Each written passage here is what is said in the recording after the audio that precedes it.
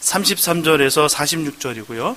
또 한 군데 계속 볼 때 요한복음 19장 25절에서 30절 말씀입니다. 누가복음 23장 33절에서 46절이고요. 요한복음 19장 25절에서 30절입니다.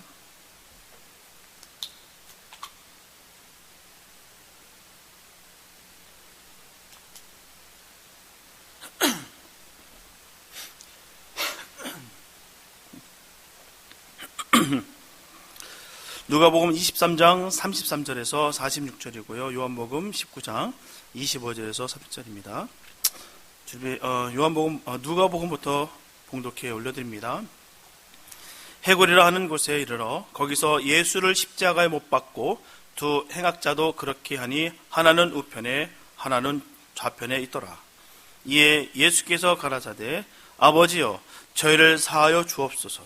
자기 하는 것을 알지 못함이니이다 하시더라. 저희가 그의 옷을 나눠 제비 뽑을새 백성은 서서 구경하며 관원들도 비웃어 가로되 저가 남을 구원하였으니 만일 하나님의 택하신 자 그리스도여든 자기도 구원할지어다 하고 군병들도 희롱하면서 나와 신포도주를 주며 가로되 네가 만일 유대인의 왕이여든 네가 너를 구원하라 하더라. 그 위에 이는 유대인의 왕이라 쓴 패가 있더라. 달린 행악자 중 하나는 비방하여 가로되 네가 그리스도가 아니냐 너와 우리를 구원하라 하되 하나는 그 사람을 꾸짖어 가로되 네가 동일한 정죄를 받고서도 하나님을 두려워 아니하느냐.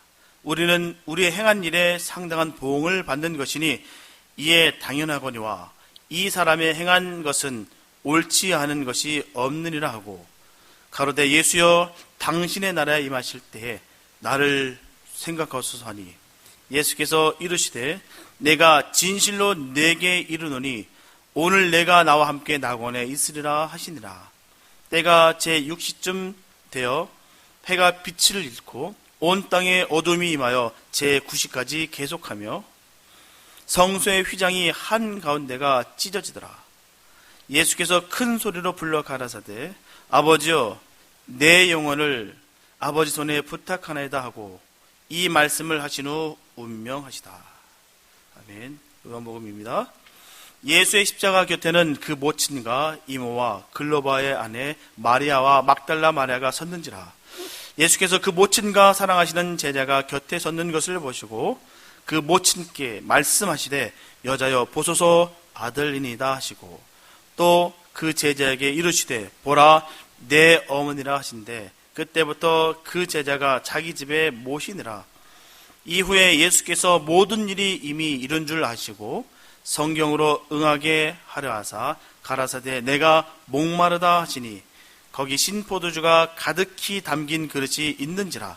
사람들이 신포도주를 머금은 해용을 우슬주에 메어 예수의 입에 대니 예수께서 신포도주를 받으신 후 가라사대 다 이뤘다 하시고 머리를 숙이시고 영원히 돌아가시니라.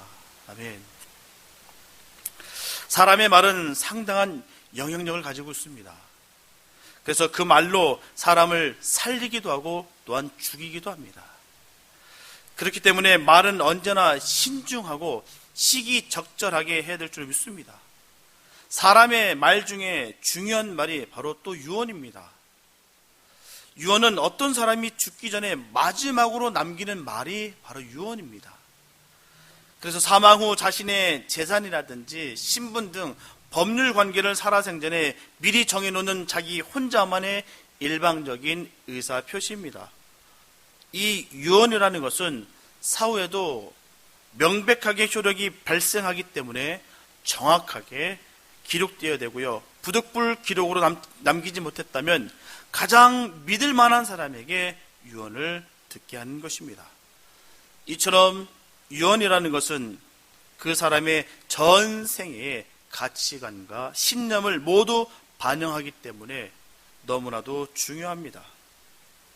오늘 본문은 예수님께서 십자가 위에서 돌아가시기 전에 하셨던 바로 7가지의 유언입니다.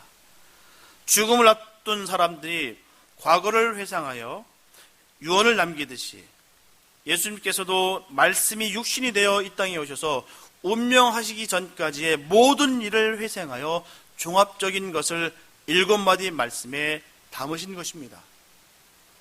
그래서 가상칠언이라고 말씀하고 있어요. 오늘은 성금요일로서 주님께서 마지막으로 남기신 말씀을 통해서 주님의 사랑과 은혜를 나누는 복된 시간이 되었으면 좋겠습니다. 첫째, 아버지여 저희를 사하여 주옵소서. 자기 하는 것을 알지 못함이니이다 라고 말씀하셨습니다. 결코 지금 이 순간은 누가 누구를 용서하고 그냥 가볍게 넘길 수 있는 그런 상황이 결코 아닙니다. 예수님은 철저하게 유린당하고 무차별적으로 공격을 받았으셨어요. 이런 상황에서 잘못과 실수를 눈감을 수 있다는 것은 도저히 이해할 수 없는 일입니다. 하지만 주님은 십자가 위에서 처음으로 하신 말씀이 바로 이 말씀이에요. 아버지여 저희를 사하여 주옵소서. 자기 하는 것을 알지 못합니다. 이 말씀은 예수님께서 사역하실 때 수시로 하셨던 바로 용서와 사랑에 대한 그런 말씀입니다. 마태복음 5장 39절과 40절 말씀 보게 되면 나는 너에게 이르노니 악한 자를 대적지 말라.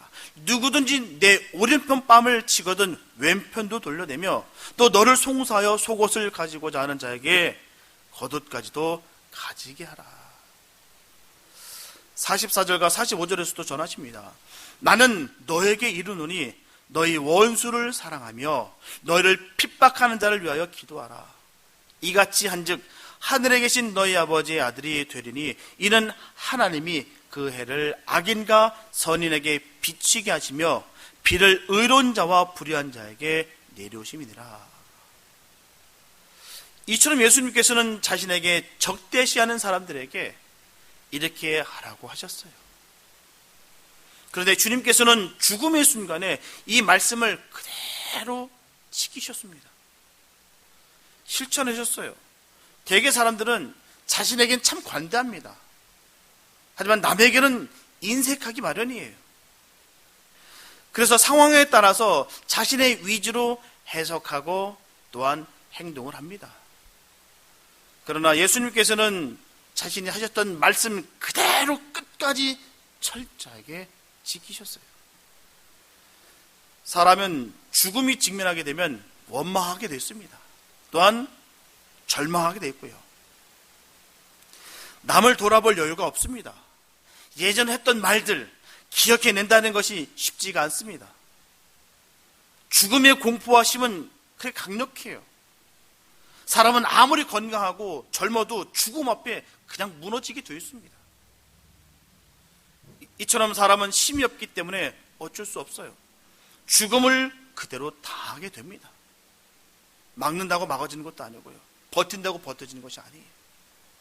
하지만 예수님께서는 하나님이시기 때문에 그때라도 십자가에서 내려오실 수 있다면 내려오실 수 있었습니다. 마음만 먹으면 내려오실 수 있었어요. 왜요? 하나님이기 때문입니다. 저 인간들을 바라보면서 내가 해줬던 것들 생각해보면 얼마나 괘씸한지 모릅니다. 병을 고쳐줬고요. 수많은 기적을 또한 그들을 살렸습니다. 그런데도 불구하고 침을 뱉고 돌을 던지면서 저주를 퍼붓고 있다는 사실이죠. 그런데도 불구하고 주님께서는 그 자리를 지키셨다는 것입니다. 힘이 없어서가 아니에요. 12영 중에 한 영만 보내도 다 끝내버릴 수 있다라고 주님께서는 분명히 그 전에 말씀하셨습니다. 분명히 하실 수 있습니다. 그런데도 불구하고 주님께서는 그 십자가에서 결코 내려오시지 않으셨어요. 평소에 계속 하셨던 말씀, 사랑과 용서와 회복, 천국, 그 말씀을 그대로 끝까지 지키셨다는 것입니다. 왜 참으셨을까요? 바로 그게 사랑입니다. 우리를 향한 주님의 사랑이에요. 그 모든 것을 다 견디면서까지 주님은 그곳을 지키셨다는 것입니다. 일반적으로 사람은요, 너무나도 고통스럽고 억울하면 저주를 퍼붓고 또한 원망하게 되어 있습니다. 하지만 예수님께서는 어느 누구에게도 저주와 원망을 하시지 않으셨어요. 그런 모습을 목격했던 바로 백부장은 이 사람은 진실로 하나님의 아들이었도다라고 고백을 합니다. 저와 여러분들도 주님을 영접하고 성령을 받아 주님의 일을 감당하는 주님의 자녀입니다. 그러나 우리가 빛 가운데 살려고 하면 할수록 어둠을 주관하는 바로 원수 마귀는 그 모습이 너무나도 싫어서 어둠 속에 사는 사람들을 통해서 끝까지 방해하며 핍박하게 되어 있습니다. 우리의 가는 길을 결코 방관하지 않습니다. 이런 사실은 결코 사단에게 속아서 진리를 알지 못해서 공격하는 것이기 때문에 저와 여러분들은 그들을 바라보면서 긍휼히 여기셔야 되는 것입니다.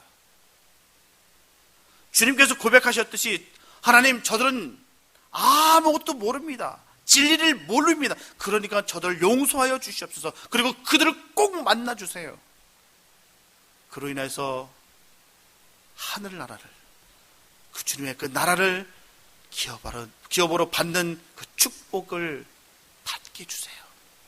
이게 바로 우리의 기도가 될 줄 믿습니다. 이렇게 하나님의 자녀들은 나에게 선을 베풀고 인정해주는 사람뿐만 아니라 나를 핍박하고 괴롭히는 자들도 사랑의 마음으로 용서하고 축복의 기도를 해줌으로 말미암아 그들도 구원에 이르도록 도와주는 것이 우리의 본분입니다. 그 모습을 그대로 우리 주님께서는 끝까지 지켜내 주셨습니다. 그런 삶이 되시기를 축복합니다. 두 번째, 오늘 네가 나와 함께 낙원에 있으리라 하셨어요. 예수님께서 십자가에 못 박혔을 때 양옆에 두 강도 역시 함께 십자가에 매달려 있습니다. 한쪽에 있는 강도는 주님을 바라보면서 비난합니다. 조롱합니다. 그러나 다른 편 강도는 주님께 고백하기를, 예수여, 당신의 나라에 임하실 때 나를 꼭 생각하소서. 그때 예수님께서는 오늘 네가 나와 함께 낙원에 있으리라. 이 말씀은 바로 천국은 침노를 당하며 행한 대로 갚아주고 심은 대로 거두는 곳이다 라는 것을 분명히 말씀하는 것이에요. 그러므로 천국은 우리가 시험을 쳐서 그에 따르는 점수를 가지고 갈 수 있는 것이 아닙니다. 주님을 믿음으로 갈 수 있는 것을 분명하게 말씀하고 있어요. 절대로 나의 노력이나 다른 어떤 것을 믿는다고 해서 갈 수 있는 나라가 결코 아닙니다. 14만 4천 명만 갈 수 있는 곳이 아니에요.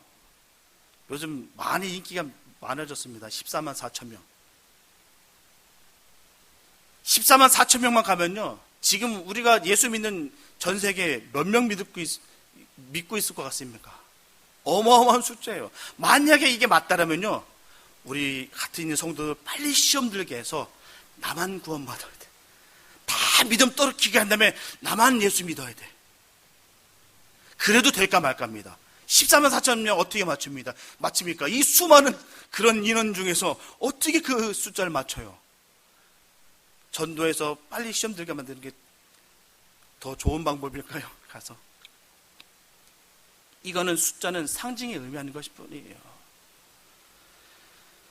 하지만 많은 사람들이 이런 미혹에 빠지고 있다는 사실입니다. 그러다 보니까 서로를 미워하게 되고 경쟁 상대로 바라보고 서로를 사랑으로 대하는 것이 아니라 서로 늘 시기와 질투로 바라볼 수밖에 없게 만든다는 사실입니다.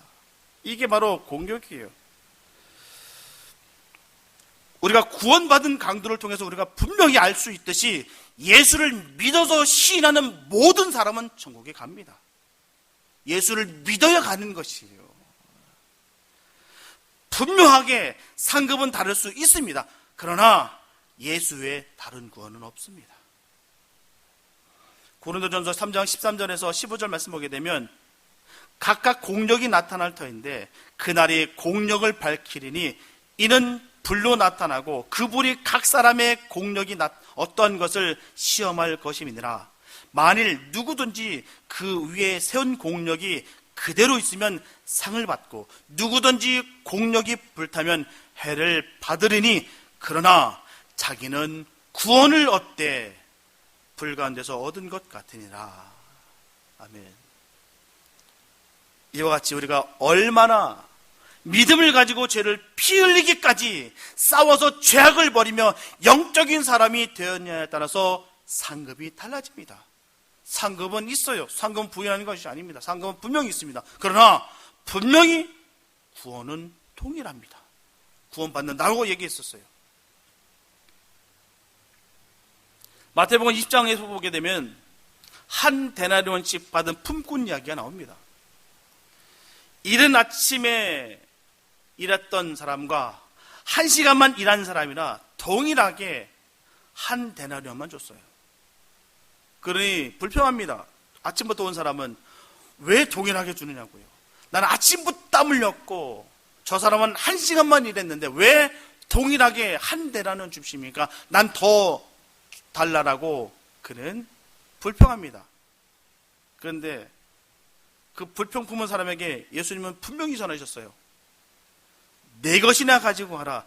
나중 온 이 사람에게 너와 같이 주는 것이 내 뜻이니라. 한마디로 말씀드리면요, 내 마음이야. 예수님께서 말씀하시는 것이에요. 내 마음이야. 내가 구원하는 건 내 마음이야. 날 믿으면 가. 이 말씀하시는 것입니다. 구원은요, 오직 주님의 마음이에요. 사람의 기준으로 절대로 나눌 수가 없습니다. 에이, 저 사람은 절대로 천국 못 가지. 저렇게 행동하고 저렇게 사는데 어떻게 갈 수 있어? 모릅니다. 저 사람은 반드시 갈 거야. 저렇게 열심히 정말 봉사도 많이 하고 선교도 많이 가고 전도도 많이 하고 수많은 걸 많이 감당했으니까 분명히 저 사람은 천국 갈 거야. 모릅니다. 그 안에 욕심과 야망과 자기의 일을 했는지 모릅니다. 예수는 없고 자기의 이름만 있을 수도 있습니다. 회개는 없고 남 비하하고 남 질투하고 늘 분쟁 일으키면서 난 예수 잘 믿는다라고 스스로 착각하고 있는지도 모릅니다. 분명한 사실은 예수를 믿어야 천국 가는 것입니다. 다른 것이 아니에요. 예수를 믿어야 되는 것이에요.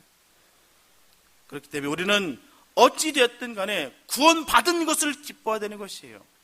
이 주님 주신 말씀이 다 믿어지고 주님이 나의 구주가 되신 것이 너무 감사한 것, 이게 바로 거듭남의 증거입니다.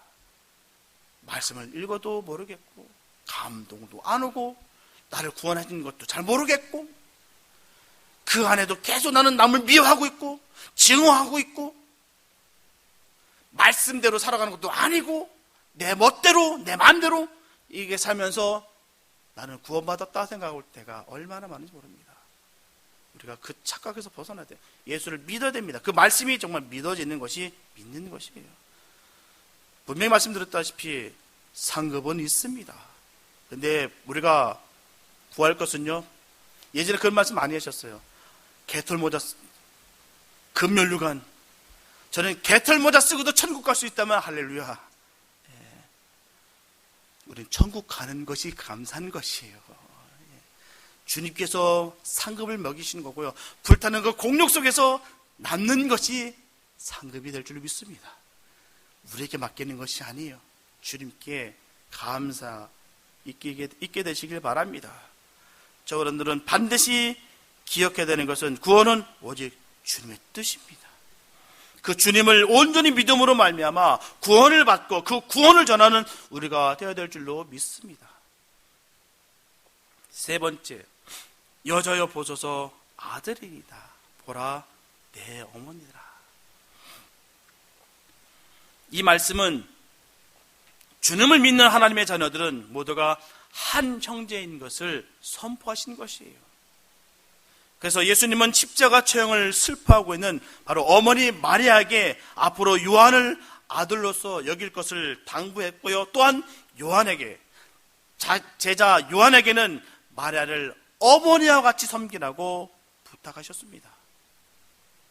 이처럼 예수님을 구주로 영접한 하나님의 자녀들은 혈육관계를 벗어나 하늘나라의 시민권을 가진 천국 백성이라는 그 사실을 분명하게 깨우쳐주고 계신 말씀이에요. 예수님께서는 마태복음 12장 50절에서 분명히 말씀하십니다. 누구든지 하늘에 계신 내 아버지의 뜻대로 하는 자가 내 형제요 자매요 모친이니라. 바로 예수님께서 이런 사람들을 하나님의 가족이다, 하나님의 백성이다 라고 분명하게 선포하셨습니다. 사람의 가족은 피와 살을 나눔으로써 말미암아 이루어집니다. 혈육관계예요. 그 가문 따라갑니다. 저는 소씨예요. 저 아들은 계속해서 소씨입니다. 우리 아들 자꾸 성을 받고 싶어요. 싫다고 다 하는데 어쩔 수 없습니다. 우리 아들은 라스네임이 소씨입니다. 어쩔 수가 없어요. 바꿀 수가 없어요. 그게 바로 가문의 모습이에요. 그 성은 따라가게 됐습니다. 그게 바로 혈육관계입니다. 그러나 이런 인간적 가정의 특성은 이기적이라는 것이에요. 배타적입니다. 폐쇄적이에요. 끼리끼리라는 얘기입니다. 가족적으로 얻은 이익을 가족 위의 사람들과 나누기 싫다는 것이죠. 내 가족만, 내 식구만. 다른 사람이 가족 안에 끼어드는 것을 거부합니다. 또한 다른 사람이 가족을 간섭하는 것을 배척합니다. 내 가족 건드면 박살나. 이게 혈육 간의 관계 속에 나오는 모습들이에요. 하지만 예수님은 오늘 우리들에게 이것을 뛰어넘으라 말씀하시는 것입니다. 그래서 하늘의 시민권이 있는 하나님의 자녀들은 빛 가운데 행함으로 믿음이 자라날수록 하늘에 대한 소속감을 분명히 해야 된다라고 말씀하시는 것이에요. 너희는 이 땅에 있으나 너는 하나님의 백성이야. 너는 하늘나라의 시민권자야. 이걸 결코 잊지 말라고 말씀하시는 것이에요. 예전에는 내 핏줄의 형제가 더 사랑스럽고 좋았으나 차츰 믿음의 형제가 너무나도 사랑스러워지는 것을 느끼게 되는 것입니다.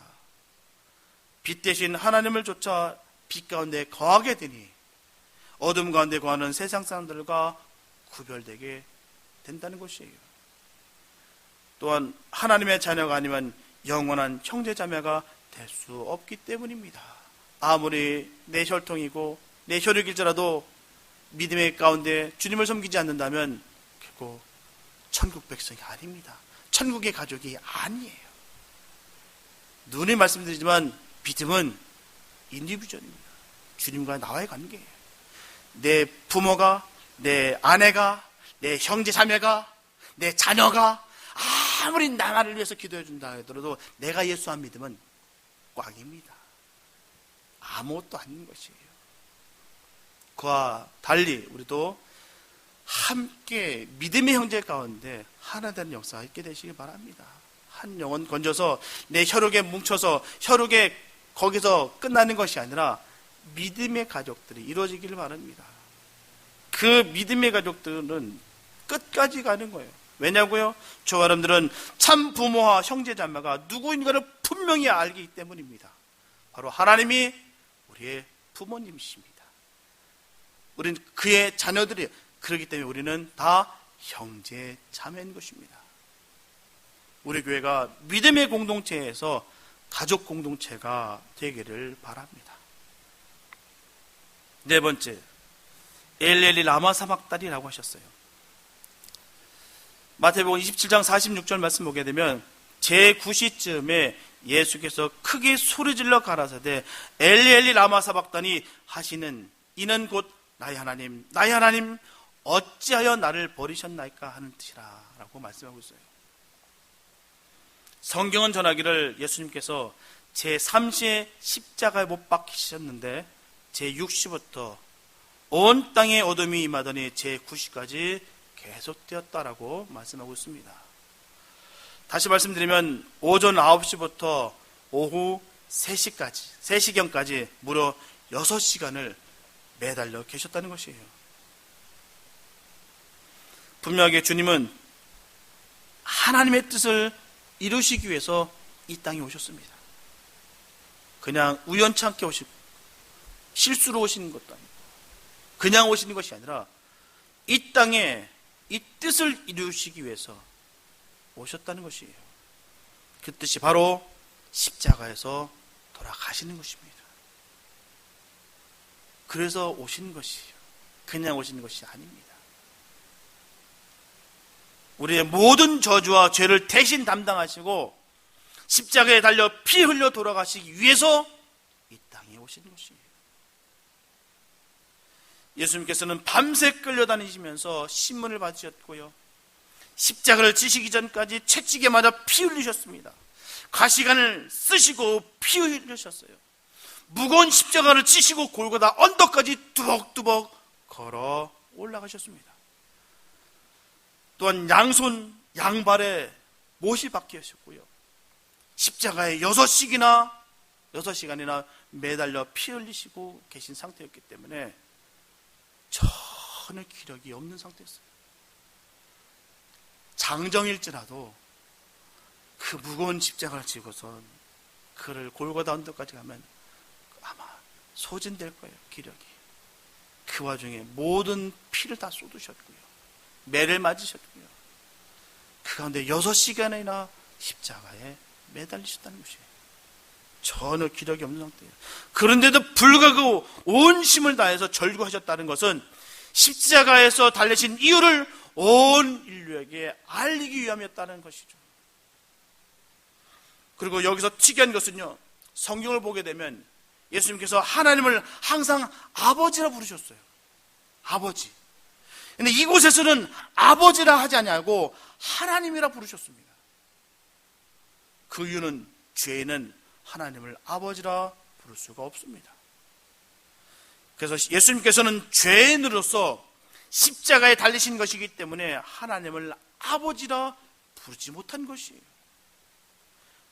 철저하게 자신을 죄인이다, 철저하게 이 모든 죄를 내가 다 감당하겠다,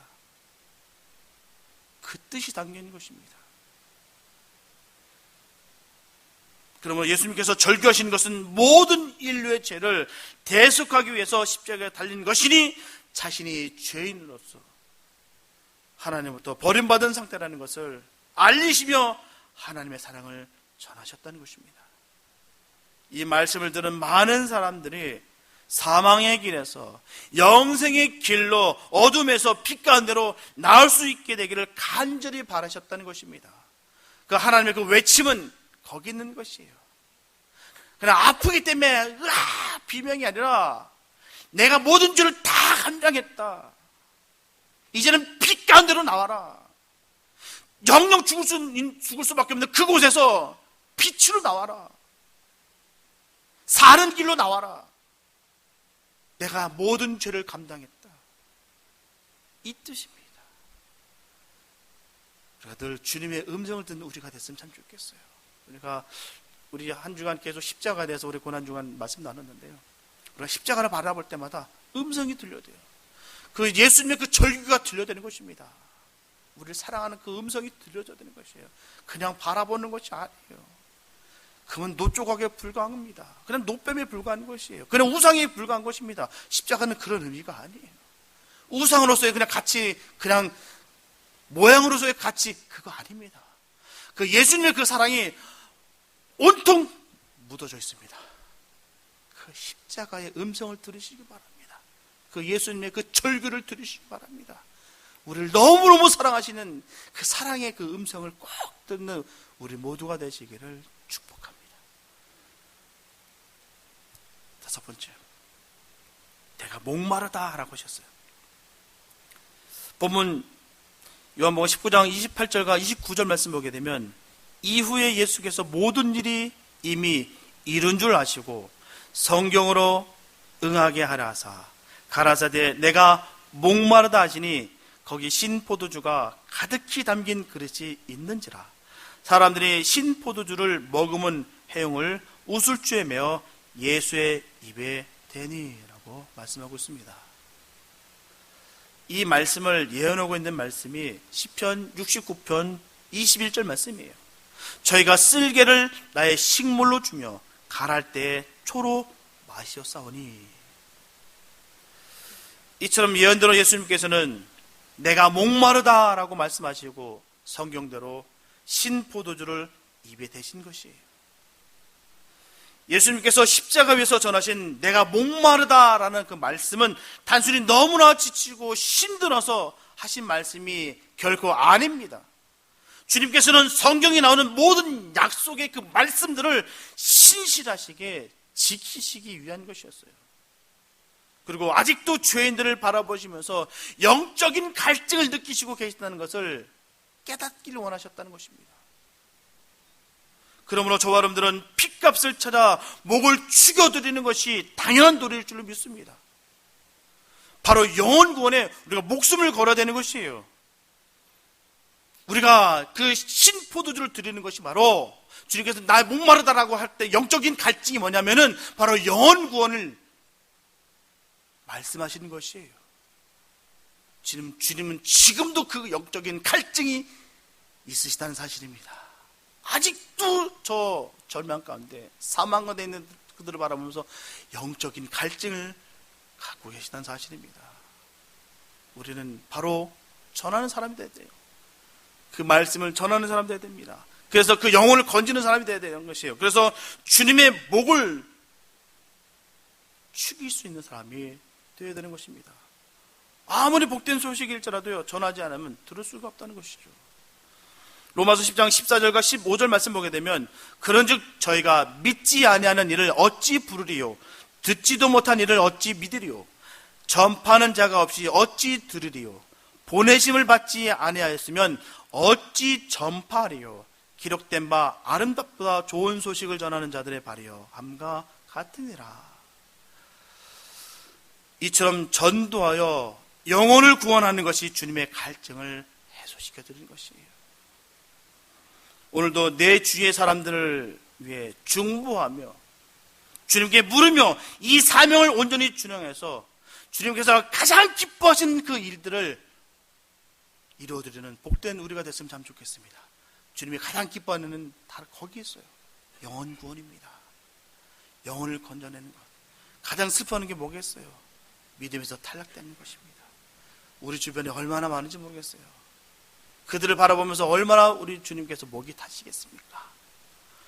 그렇게 은혜 받았다, 그렇게 영생을 얻었다, 그렇게 팔짝팔짝 뛰고 즐거웠던 그들이 다 식어지고 믿음 다 버리고 주님 배신하고 떠난 그들의 모습을 바라봤을 때 우리 주님께서 얼마나 목이 타시겠습니까? 우리는 전하는 자가 되야 될 줄 믿습니다. 이 영생, 이 귀한 복음의 말씀을 전하는 자가 되기 바랍니다.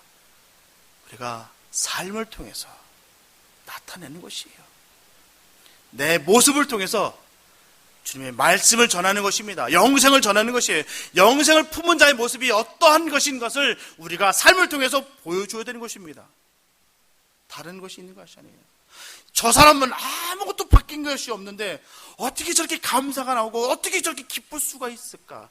아니, 저 사람 배알도 없을까? 저렇게 손가락질하고 저렇게 배반하고 뒤통수 때리고 갔는데도 불구하고 그냥 웃고 감사하고 기뻐할 수 있을까? 나도 저 예수 한번 믿어보고 싶다. 이게 바로 진정한 예수의 사람의 진정한 모습일 줄 믿습니다. 복음은 그렇게 전하는 것이에요. 내가 아는 지식을 전하는 것이 아니라 내가 예수 믿어보니 너무 좋더라, 예수 믿어보니 너무 감사가 넘치더라, 예수 믿어보니 정말 모든 것이 다 아름답게 보이더라. 이게 바로 예수님 믿는 자의 생명을 받은 자의 모습일 줄 믿습니다. 옛 모습이 하나도 없어져 버리고 주님께서 주신 그 영생의 맛을 본 사람들의 모습이 우리 모습이 될 줄 믿습니다. 우리 주님은 우리에게 바라고 계신 것이 거기 있는 것이에요. 내가 목마르다 할 때 우리도 함께 영적인 갈증을 느낄 수 있는 우리가 되시길 바랍니다. 그래서 영혼을 바라볼 때 그냥 바라보는 것이 아니라 정말 주님이 그 영혼을 바라보던 그 시선으로 우리도 바라볼 수 있게 되시기를 바랍니다. 그래서 함께 갈증을 느끼시면서 영혼 구원에 목숨을 거는 우리 모두가 되시기를 예수님의 이름으로 축복합니다. 6번째, 다 이루었다라고 하셨어요. 요한복음 19장 30절 말씀 보게 되면 예수께서 신포도주를 받으신 후 가라사대 다 이뤘다 하시고 머리를 숙이시고 영원히 돌아가시니라. 지금까지 예수님께서는 하나님의 뜻을 이루시기 위해서 심차게 달려오셨습니다. 이것만 위해서 달려오신 것이에요. 이 모든 것을 마치기 위해서 달려오셨습니다. 하늘 보좌 다 버리시고 이 땅에 오셔서 사랑으로 율법을 완성하시고 귀신을 내어 쫓으시고 천국 복음을 전파하시고 모든 병과 모든 약한 것들을 고치셨어요. 그리고 십자가를 지심으로 말미암아 하나님의 뜻에 죽기까지 순종하심으로 모든 인류에게 구원의 길을 활짝 열어주셨습니다. 이 모든 것이 전부 죄의 대속 사업을 위해서였어요. 이 사역을 다 이루셨습니다. 하나님의 뜻이 이루어졌습니다. 그러므로 우리는 하나님의 뜻대로 예수님을 구세주로 영접하여서 믿음으로 구원에 이르고 있다는 것입니다. 분명하게 예수님은 죄가 없으신 분이세요. 아무 흠도 점도 없으신 분이세요. 재판을 했던 빌라도는 죄를 찾으려고 했는데 결코 못 찾았습니다. 3번이나 공식적으로 말합니다. 이분은 죄가 없다. 암만 찾아봐도 죄가 없다. 그렇게 전했어요. 예수님을 팔았던 가룟 유다 역시 마찬가지예요. 비록 예수님은 자기가 범죄로 인하여 팔아먹었지만 그가 죽기 직전에 예수님은 아무 죄가 없으시다라고 진실을 고백했습니다. 결국 우리 예수님은 범죄하지 않았어요. 원죄도 없으시고 자범죄도 전혀 없으십니다. 죄가 없으신 예수님께서 우리의 죄를 담당하셨음으로 말미암아 죄인의 취급을 받아 십자가에서 죽으셨어요. 제물 되어 주신 것입니다. 화목제물이 되어 주신 것이에요.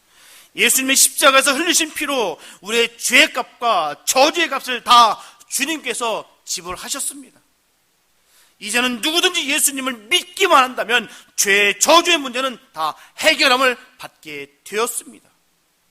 그래서 주님은 말씀하십니다. 다 이루었다. 예수님을 믿는 사람들은 누구나 다 죄의 용서함을 받으며 다시는 저주가 없는 삶을 살게 되었다는 것입니다. 얼마나 감사한지요.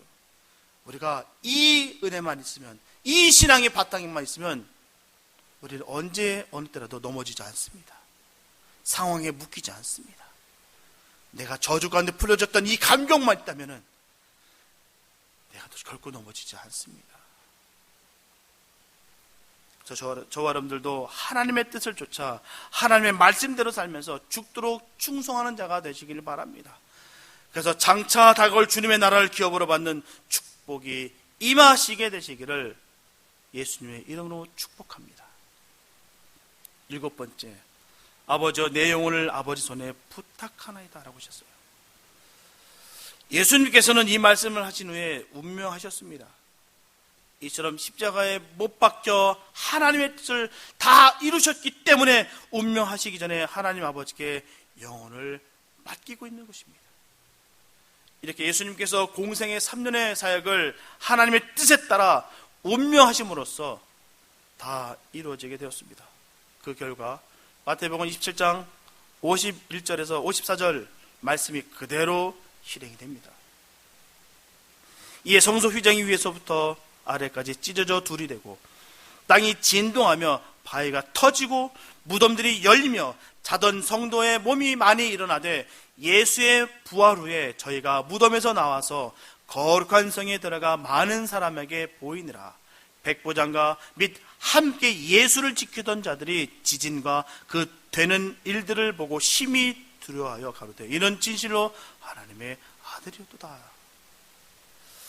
이처럼 성소 휘장이 위에서 아래까지 찢어졌다라는 것은요, 하나님과 우리 사이에 가로막혔던 이 죄의 담이 바로 예수님께서 화목제물로 들어주심으로 말미암아 그 죄의 담이 다 허물어졌다는 것입니다. 지금까지 성소는 거룩한 것이었으므로 대제사장만이 성소에 들어가서 우리를 대신해서 죄를 대속할 제사를 드렸지만 이제부터는 직접 하나님과 교통할 수 있는 문을 주님께서 활짝 여셨다는 것입니다. 예수님을 구주로 믿는 모든 사람들이 주님의 피를 믿고 하나님께 나아갈 수 있게 되었다는 것입니다. 그러므로 예수님께서는 요한복음 15장 7절에서 분명히 말씀하시기를 너희가 내 안에 거하고 내 말이 너희 안에 거하면 무엇이든지 원하는 대로 구하라. 그러면 이루리라. 요한복음 17장 21절에서도 전하십니다. 아버지께서 내 안에, 내가 아버지 안에 있는 것 같이 저희도 다 하나가 되어 우리 안에 있게 하사 세상으로 아버지께서 나를 보내신 것을 믿게 하옵소서. 저와 여러분들은 예수 그리스도를 영접했고 이제 믿음으로 하나가 되었습니다. 주님과 우리가 하나가 된 것이에요. 나는 주님 안에, 주님은 내 안에. 그러면 주님과 하나가 되면 우리가 우리의 아버지가 되시는 그 하나님과 하나가 된다는 것을 분명히 알아서 열심히 주님과 함께 하나가 되어야 될 줄을 믿습니다. 그리하여 하나님의 자녀로서 하나님의 유업을 이어받는 복된 성도가 다 되시기를 예수님의 이름으로 축복합니다. 사랑하는 성도 여러분, 저와 여러분들의 죄를 용서하기 위해서 십자가를 지신 주님께서 말씀하신 이 7가지의 말씀을 다시 한번 반드시 기억하시기 바랍니다. 마음속에 반드시 새기시기 바랍니다. 잊지 마시기 바랍니다. 우리를 위해 이 땅에 오시고 결국 십자가에 오르셨던 그 하나님의 사랑을 반드시 우리는 기억해야 될 줄로 믿습니다. 다른 방법으로 구원이 있다면 아마 다른 방법으로 아마 구원을 이루셨을 것이에요. 하지만 반드시 주님께서 우리를 위해서 돌아가셔야만 됐기 때문에 십자가를 지시고 피 흘려 주셔서 그 피를 믿는 모든 사람들이 구원을 받게 되었다는 사실입니다. 이게 얼마나 큰 은혜인지 몰라요. 그래서 십자가 위에서 하신 그 말씀들이 더욱 우리의 가슴을 먹먹하게 합니다. 우리의 가슴을 치고 있는 것이에요. 그 말씀 한마디 한마디가 주님께서 우리를 위해서 하신 말씀입니다. 결코 잊지 말아라. 결코 잊지 말아라. 나의 자녀들아, 결코 이 말을 잊지 말아라. 세상 끝날까지 내가 너를 사랑하는 거 알지? 이 말씀을 꼭 부여잡고 나가라. 내가 했던 것처럼, 내가 이뤘던 것처럼 너희들도 이렇게 이뤄라. 우리 주님께서 물과 피를 다 쏟으시면서 이 험한 이 모든 구속의 사역을 감당하셨다는 것입니다. 예수님은 하나님 되세요. 하나님이십니다.